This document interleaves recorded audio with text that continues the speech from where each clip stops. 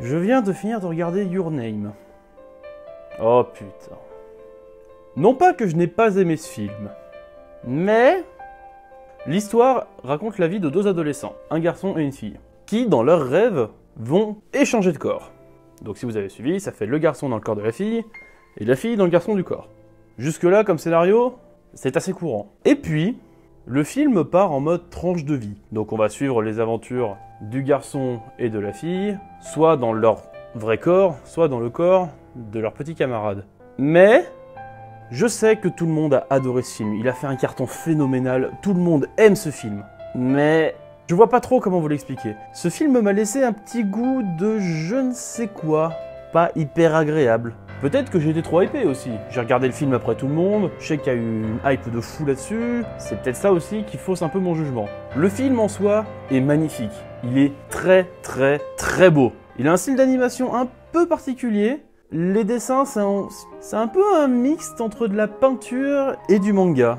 C'est magnifique, les couleurs donnent tout son cachet à l'œuvre, mais la première partie du film ça va être ça va être les tranches de vie de l'adolescent et l'adolescente dans leur corps respectif ou non. Et puis, le film part n'importe comment. Le film reste toujours aussi agréable à regarder. Les personnages sont toujours aussi attachants, même les personnages secondaires, on les aime bien, on s'y attache. Mais il y a un élément qui, à mon sens, va niquer la cohérence du scénario.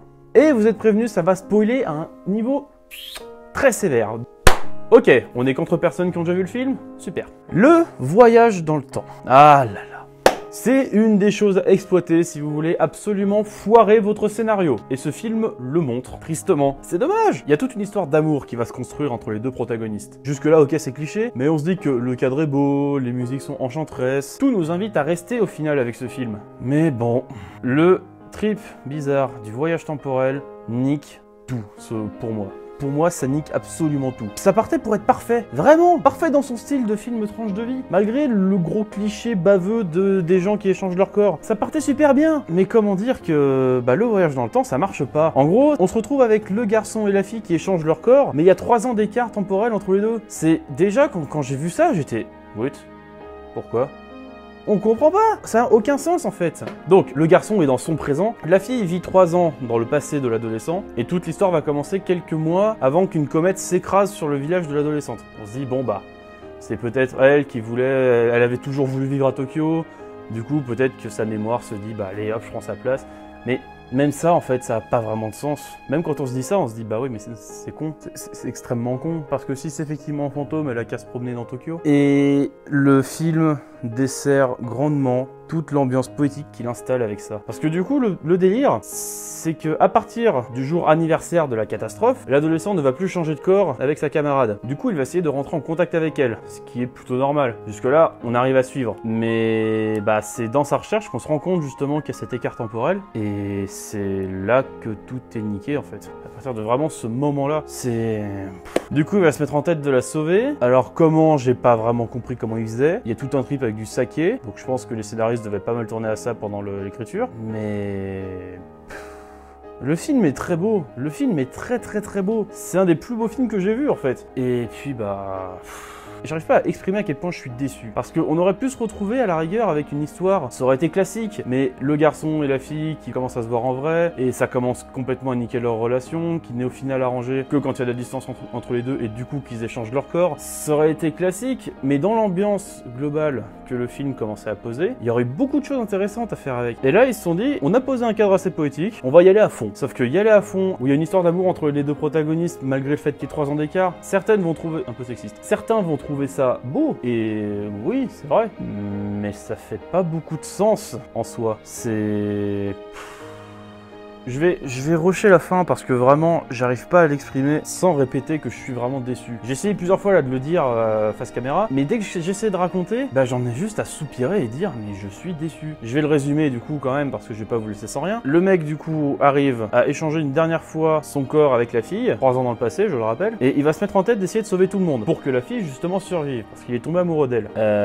Jusque là, ok. Là c'est un moment où j'ai encore réussi un peu à m'accrocher. Je me suis vraiment battu pour m'accrocher au manga pour pas complètement le lâcher et me dire ah c'est bon, passe à autre chose et je vais mater autre chose de plus constructif. Mais... Donc là on accepte, il est dans le village de la fille, il essaye de sauver tous les habitants, ok, mais pourquoi, à un moment donné, en pleine mission, entre guillemets, il se dit...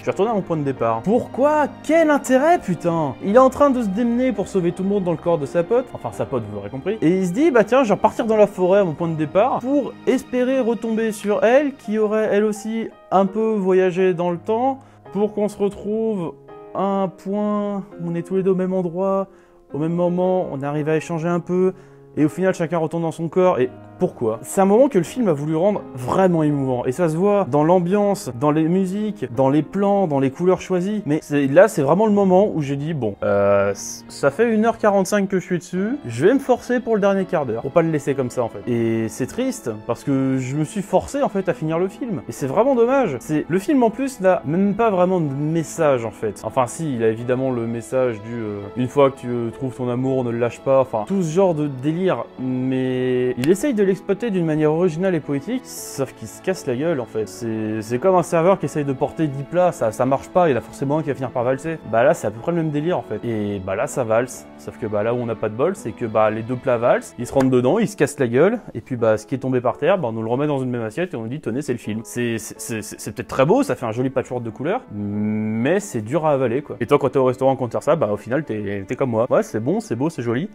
Mais je suis déçu quoi. Et franchement ça me fait vraiment beaucoup de mal d'en parler comme ça du film. Parce que j'ai vraiment adoré la première partie. Elle est vraiment très sympa. Les gags sont sympas malgré le fait qu'on les ait peut-être déjà vus ailleurs. Je vais me répéter mais l'ambiance est très sympa. Les personnages principaux sont colorés. Les personnages secondaires aussi sont très bien. Tout est bien dans la première partie. Tout est bien parce que justement dans nos têtes on sait que c'est carré dans la même chronologie. Ils sont au même moment, dans la même temporalité. Et puis bah...